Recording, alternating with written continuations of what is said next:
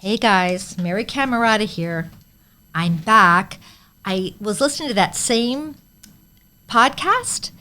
You'll see it up here in this little marker that where Colette and Steve were talking about the Einstein syndrome and differences in kids and everything.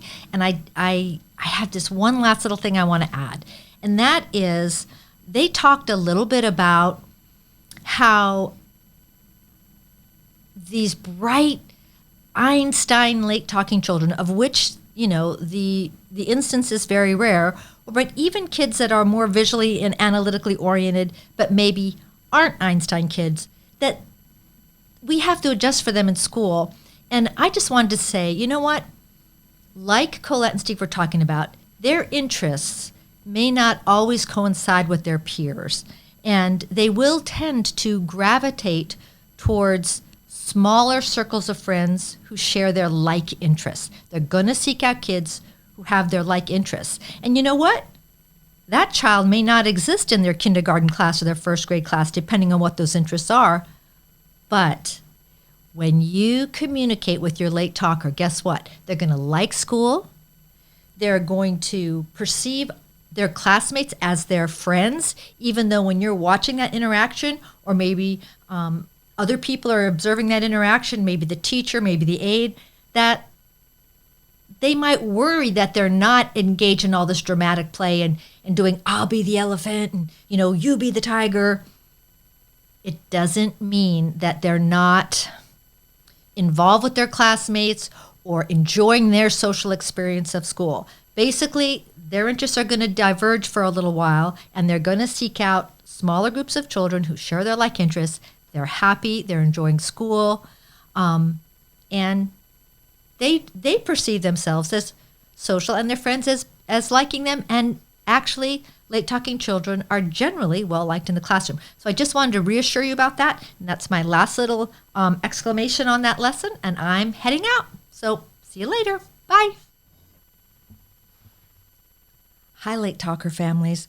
Well, I said goodbye, but I didn't mean it. Goodbye and hello again. As I got away from the studio and I was thinking about that message I gave you about your friendly late talker, there was a really important point that I wanted to include. And I just couldn't get it off my mind because one of the reasons that I made that message about your friendly late talker, yes, was to tell you, of course, the child is friendly. The child is interested in the people around him. You know that, and I know that. Sometimes it looks different, but there was another important point that went with that message. And I don't think I made it, and I know I didn't make it clear. So here I'm back.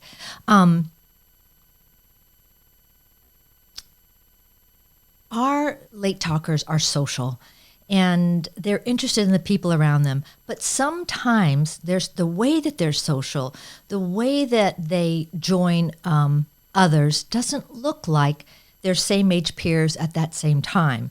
And so they may come and they may play next to a group of peers while they're here, and maybe they're just kind of on the edge playing next to them, but not maybe in the fray of the back and forth. Or at a playground, they may go up very closely and watch, or they may wait a while until the person's gone all the way down the slide, and then they'll go down the slide. Or they may stand at the bottom and look, and when somebody comes down, they may back up and then wait for the next person to come down. All of these things are their way of being social. Now, what happens sometimes is us as adults, helpers, adults, parents, we recognize that their sociability looks different. And in our attempt to do something good to help them, we think, we're going to help advance their sociability.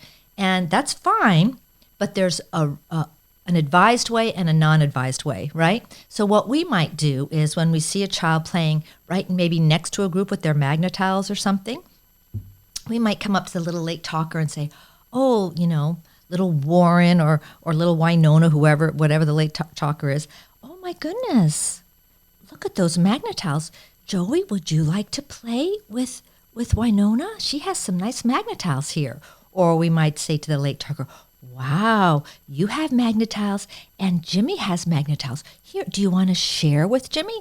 And while we're thinking we're taking advantage of a nice opportunity, what we're actually doing when we do that is we're sort of foisting that late talker into a social interaction that they're not quite ready for, or they would have done it, right? They're not quite ready for it, and they feel more apprehensive. Oh no, somebody's coming into my Magna-Tiles, and I already have in my mind exactly what I like to do with my Magna-Tiles, and here they come. Or, gosh, now I'm having to give my Magna-Tiles over to this little guy or this little girl, and this makes me feel unsettled. And then what happens is they may resist it a little bit, or they may do it, but feel anxious. That apprehension comes up, and then their behavior and their communication and everything doesn't do quite as well. And so then we might prompt more or model more or encourage more. And the late talker doesn't like it, right? If that keeps happening, like the next day the child comes in, or the next time they're at the outskirts of play or playing right next to somebody, if they're constantly, sort of urged into something before they're ready, the late talker remembers that. Their memories are fabulous, trust me. So, and you know that too. But what they're going to know when they come into that room is, you know what? I like being near my friends. And they perceive kids as their friends. I firmly believe that. I like being near them, and I like playing next to them. But when I do that, a well-meaning adult does something that raises my apprehension. They push me into things before I'm ready, and I don't like the way that feels. So, you know what? Instead of playing next to my friends, I think I'll go play over there.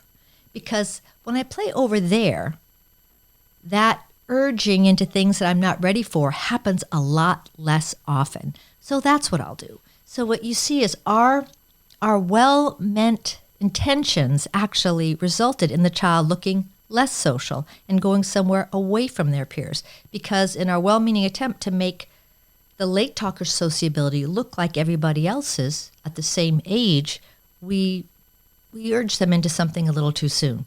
So what to do, right? What we do, instead of us sort of pulling the child along into social situations or urging them before they're ready, we watch that child and we look for any foray into being more social.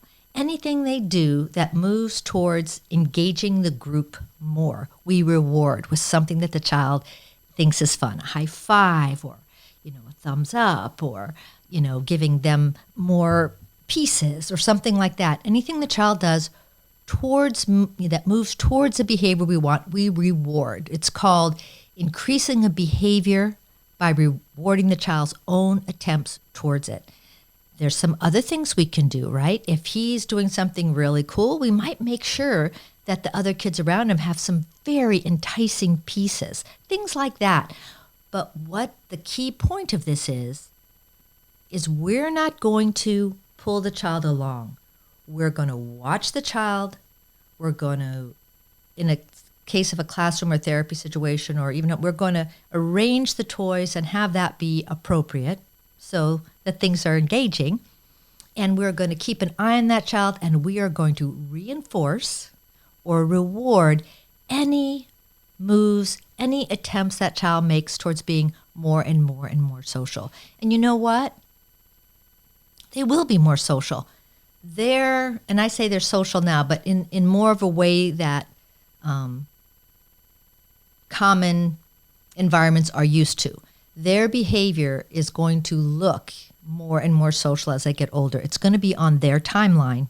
And we can't force it, because as you see, we'll make them anxious. We can't force it. We can encourage, we can arrange the environment, and we can reward all their wonderful steps forward.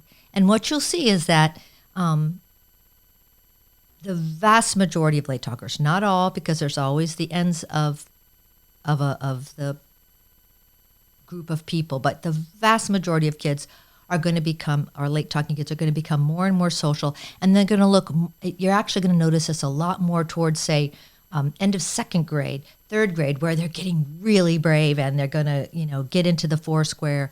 And, there's things that we can do rather than to force them into it ahead of time.